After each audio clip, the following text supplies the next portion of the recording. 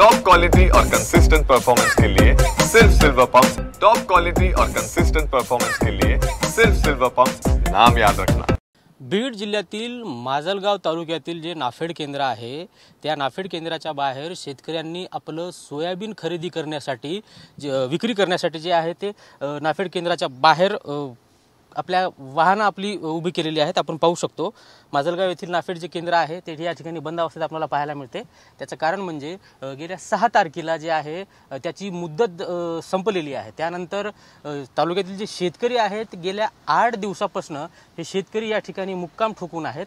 का तर याचं त्यांचं जे सोयाबीन आहे ते सोयाबीन या ठिकाणी विक्रीसाठी ते घेऊन आलेले आहेत। आपण पाहू शकतो ही दृश्य पाहू शकतो वाहनांच्या आपल्याला रांगा लागलेल्या पाहायला मिळत आहेत। त्याचबरोबर जे शेतकरी आहेत ते आपल्या वाहनासमोर थांबलेले आहेत। आपलं सोयाबीन विक्री होईल या आशेने शेतकरी आता या ठिकाणी आपल्याला थांबलेले पाहायला मिळत आहेत। एकंदरीत पाहता तालुक्यातील जे शेतकरी आहेत माजलगाव तालुक्यातील शेतकरी या ठिकाणी आपलं सोयाबीन घेऊन खरेदी विक्री करण्यासाठी या ठिकाणी आलेले आहेत। परंतु नाफेड केंद्रामार्फत मुदत देण्यात आलेली होती, ती मुदत 6 तारखेपर्यंत होती। मुदत संपलेली आहे, त्यामुळे आता कुठेतरी शेतकऱ्यांना या ठिकाणी ताटकळत उभं राहावं लागत आहे। गेल्या 8 दिवसापासून तालुक्यातील जे शेतकरी आहेत या ठिकाणी मुक्काम ठोकून आहेत असं हे विदारक चित्र आपल्याला पाहायला मिळत आहे। एकंदरीत पाहता शेतकऱ्यांनी हे जे नाफेड केंद्राची जी मुदत आहे ती मुदत जी आहे ती सरकारने वाढवून द्यावी अशी मागणी आता शेतकऱ्याकडून होऊ लागलेली आहे।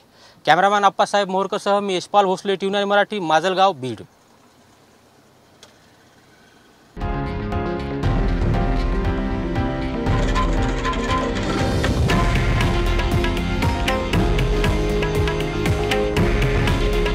हे आहे देशातील नंबर 1 न्यूज नेटवर्क आणि आपण पाहत आहात टी9 मराठी।